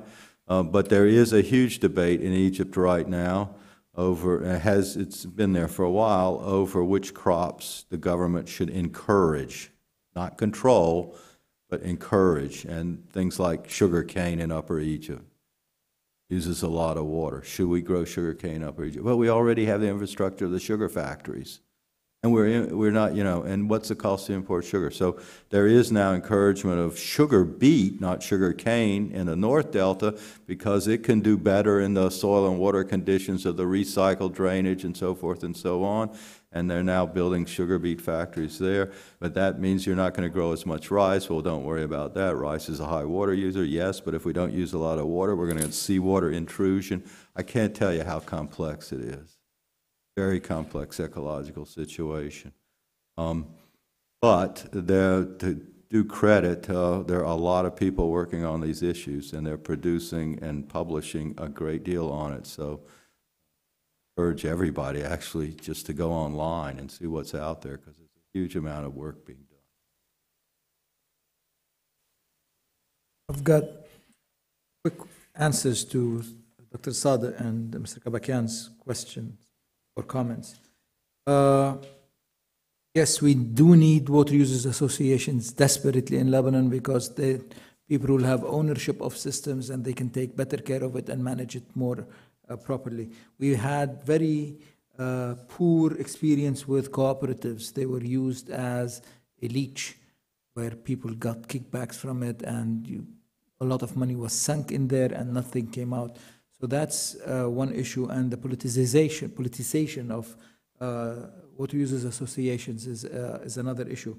But we don't have a law, and laws need to be updated and improved in this aspect. Definitely, the drought management issue is not really localized for me. To me, it has to be done on a national scale that trickles down, and we use water users associations to aid in implementing those. first, we don't have a national drought management plan for Lebanon. I don't think any country in the Middle East has one yet. Some are working on. We don't even have laws that help the government control water use. So if a municipality wants to stop people from irrigating their gardens or watering the sidewalk, to prevent dust buildup, they cannot do that. There is no law that this allows that. We cannot stop water, we cannot stop car washes, we cannot stop anything. So we really cannot, we don't have laws and empowerment that allows us to address that drought in that sense. With Mr. Kabakian's question on water footprint, it's really interesting. If we step back a little bit, before even talking about the crop, ask the farmer, do you know how much water you're applying? They don't know exactly. They tell you, we have a 2-inch pipe and we irrigate for 2 hours. How much is that? They don't know. How much water does your crop need? They don't know. So if we start with that and then we move on to the footprint, the water footprint, that's a critical issue that we need to get across to farmers.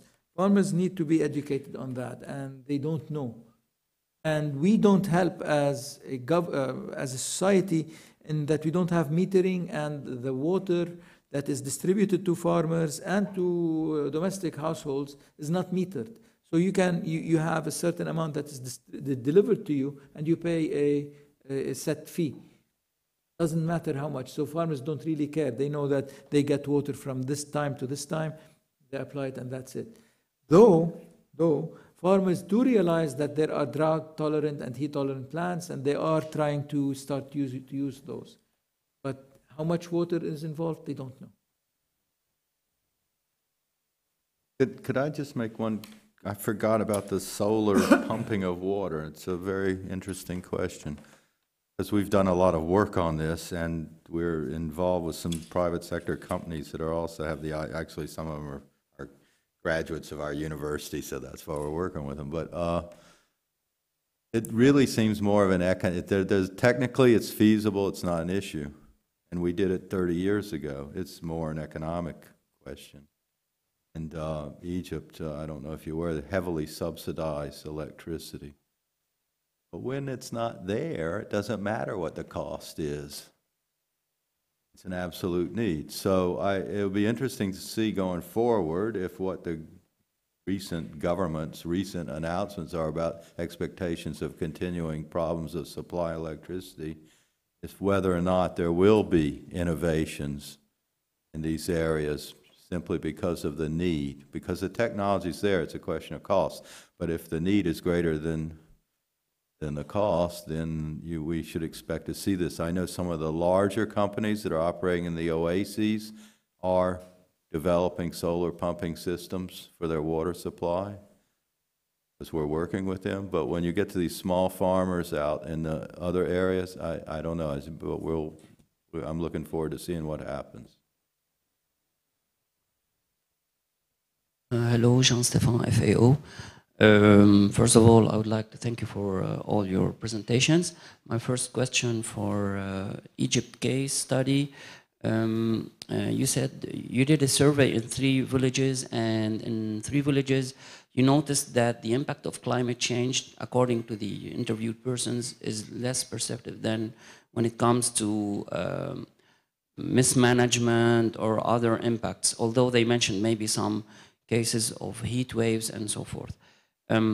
Were you able to compare their answers to actual or existing studies on the impact of climate change on these crops or water resources in these areas or other parts of Egypt, to see if there is really an impact of climate change or if it's more population growth and other issues? This is for Egypt. For Lebanon, first I would like to say that the CDR is currently developing maybe first initiative for Water Users Association in Akkar. And I think Mrs. Fatin Adada is following this issue. And also the enabling legislative framework to be able to have a water user in Lebanon. But the problem, as you both said, is not only to have a water user association, rather to have parameters to be able to quantify the water used in each irrigation scheme. So my question is, for Fard Bien, let's say, knowing that these people there, they have a kind of water rotation in their collective water source. So it's inherited, it is owned by families, and each farmer has, let's say, 2 hours a week or 4 hours every 2 weeks, etc. So were you able to see if they are willing to adapt in that sense, in changing their rotation in terms of hours, if they want to use pressurized irrigation system like drip irrigation? And because you can have drip irrigation and use it every 2 weeks and open it all day, and basically you're not making your system efficient and adapted to climate change. Another question is for Jordan.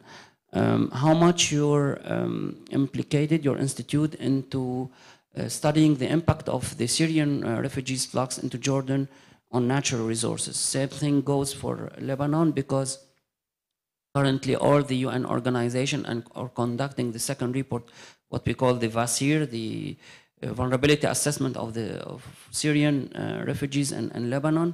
And that would be important also to review in terms of impact on natural resources. All what Dr. Nadim said is true.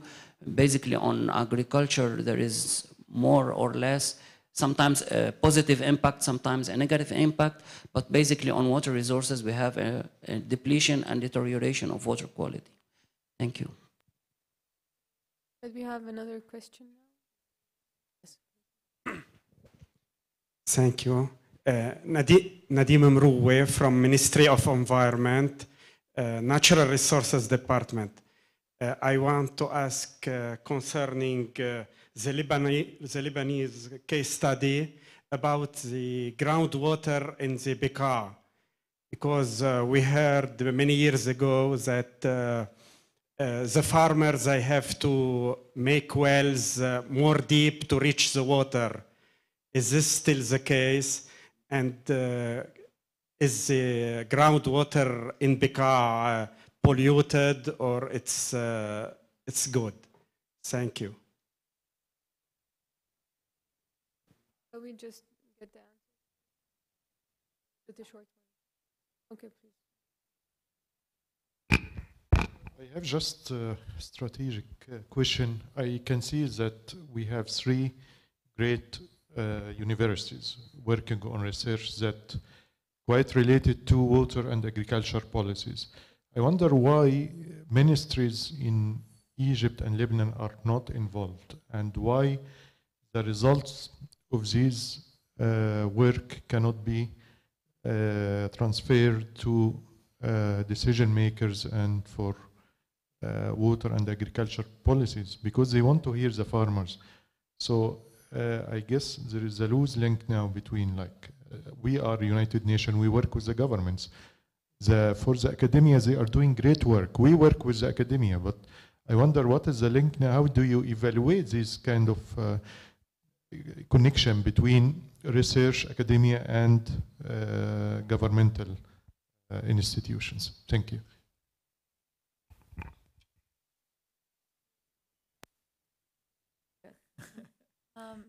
Start by addressing your question first about linking up the findings of the research project into policy. I think this would be the priority. As far as the deliverables of the project are concerned and the reports, we have been able to meet those deliverables. But as academic institutions, like you said, and to meet the mandate of why we're here and why we do what we do, is advocacy. It is a challenge in the Arab world, I do agree.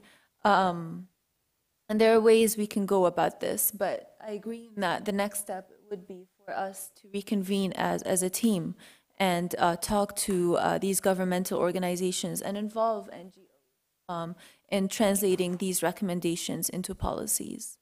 To To answer your question about Syrian refugees in Jordan, we have actually, so there have been many faculty from Colombia and others in Europe. So for example, the Swedish approaching us to conduct research projects related to resources and refugee camps in Jordan. So there are, at the moment, the biggest camp, which you may have heard of, is Za'atari refugee camp. Jordan already faces its big problems in water, and of course, refugee status adds on to these. But what interests me, and I think would be something to explore further, is sometimes host communities, there's a perception of an added pressure on resources by host communities versus possibly an actual pressure on these resources. So international organizations have mobilized to try and alleviate some of these impacts. But how do we analyze the relationship between host communities and refugees, those intersect climate change and water resource challenges? In Za'atari and in Al-Azraq refugee camp at the moment, this is where we perceive that the best water research, we do think that the best water research should be happening in Jordan, and it's not, which is quite problematic. But we're going to work towards that as an institute. It's been 3 years, and we are in the phase of kind of refreshing and reinventing what we want to be doing over the next 3 years as well. So this is also where I invite you all and whoever would be interested in working with us to explore these questions further. Be an interesting endeavor, to say the least. Yeah, I had 2 points. The first has to do with the question about the perceived impact of climate change versus poor management or whatever. It's a good question. It was a bit beyond the scope of our study because we had limited resources and very limited time. We had to do the whole thing in a very short period of time. But to answer the question is, there are a number of studies undertaken by Egyptian government Ministry of Environment on climate change and what is happening in Egypt with regards to the environment, particularly temperature, seawater rise. Those are the 2 big factors. The third factor is whether or not it's going to keep raining in Ethiopia, you know, which is beyond our control, but it's going to affect us. So it seems as though there has been a general trend over the last century or so for a slight increase in temperature, along what's going on, no doubt, in Lebanon and the rest of the world. But the farmer perception is not about long-term temperature. It's about short-term spikes and climate, catastrophic events and things like that. We do not have, and it would be an interesting thing to try to determine, but I know exactly where to go to get the data from Agricultural Ministry, is how often have we had heat waves that affect, let's say, tomatoes. We had one a couple of years ago, it was in all the papers. Everyone called it the effect of climate change, but it was an August heat wave, and I don't know if they're increasing in frequency or not, but farmers tend to think they are, actually.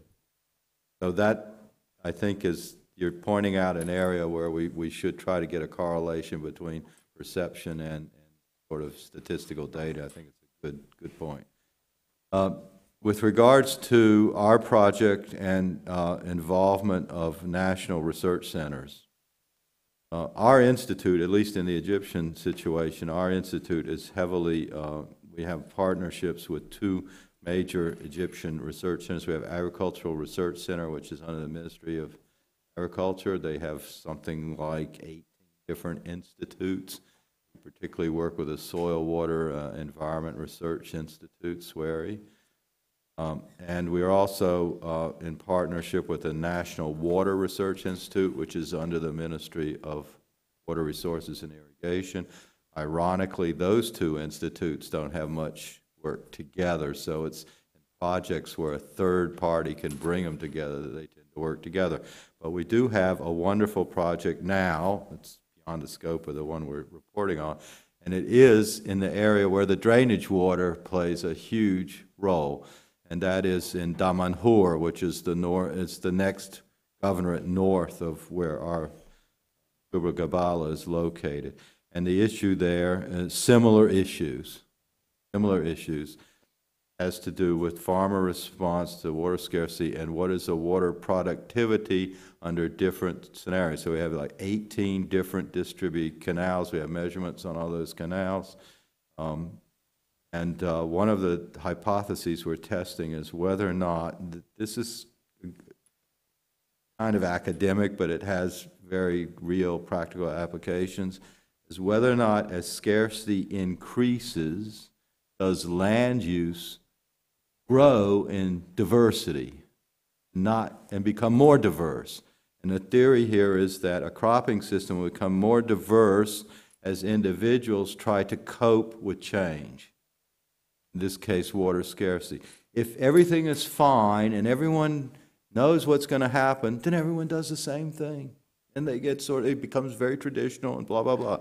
But if you constrain something like water availability, every individual starts thinking of ways to try to cope with that, and they're not all going to be the same solution. So you should show a diversity of crop response on the ground if you have a situation of scarcity or uncertainty. And this is exactly what the three institutions, us and the two research centers, are doing in this area. We have some maps. I didn't bring them with me, but I'm really proud of this work. And it's very fascinating. Thanks. Dr. Stefan, thanks for the pointing out of the Akkar thing. There's also another one in Marjayoun, where the Canal 800 is, the outtake of that is being used for that. In terms of rotating to adapt, in terms of moving over to around the rotation of water, etc. in Fardibien, if I may. One thing, we've got a great representative from the University of Kasdik. He works up in, he originates from Fardibien and works here, Dr. Emil.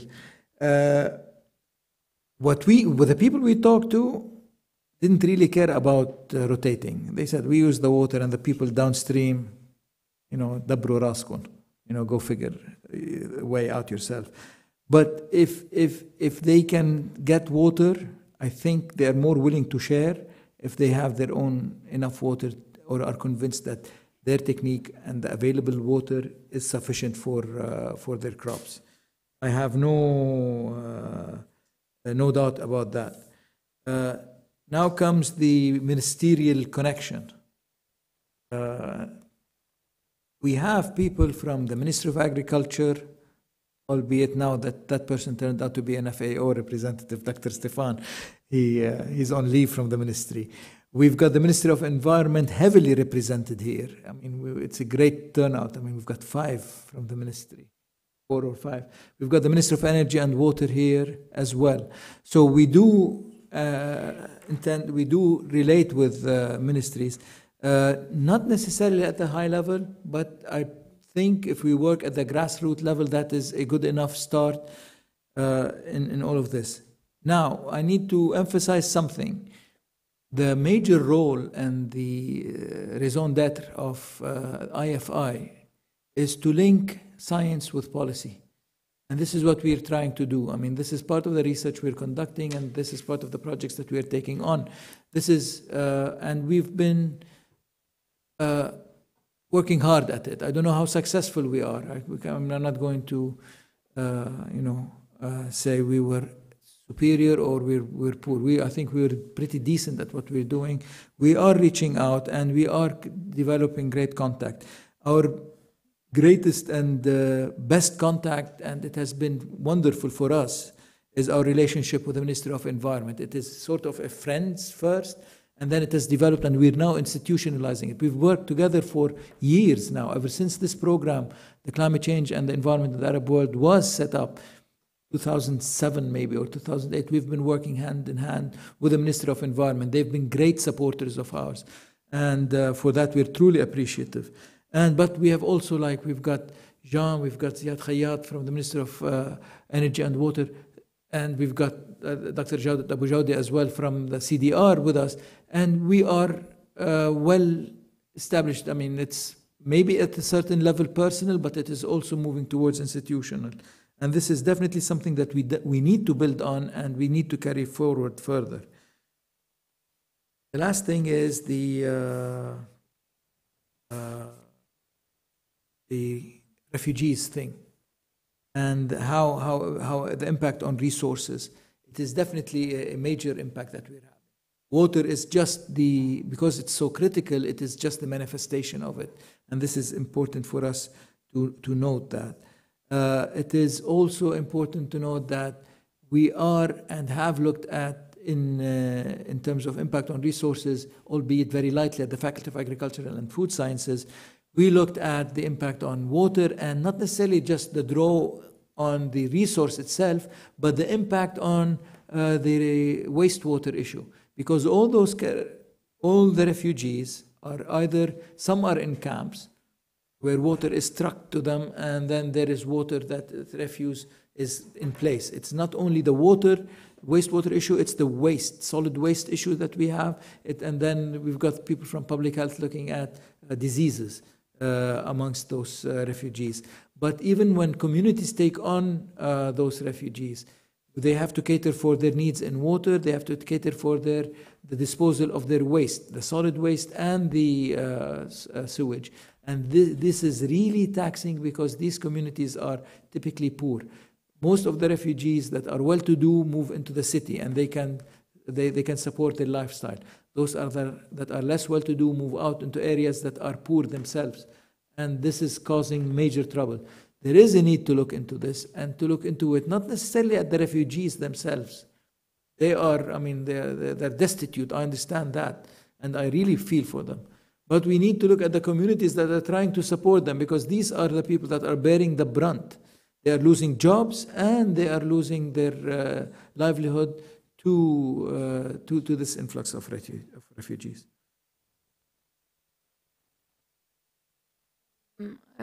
I think we're done with the questions, and I would like to thank the speakers for giving their contributions on the questions specifically.